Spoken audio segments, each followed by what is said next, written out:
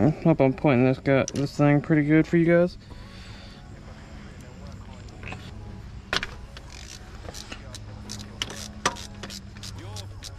Disconnect that. At the same time, let's grab a 10 here and disconnect these as well. Pull this off. Pop that out of there.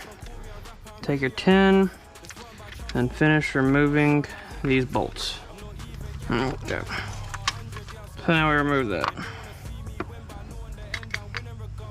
Then right here, you will see the coolant sensor.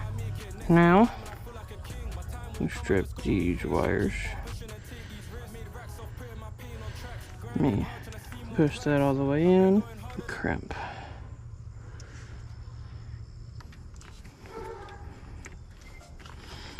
Then we crimp on this side too.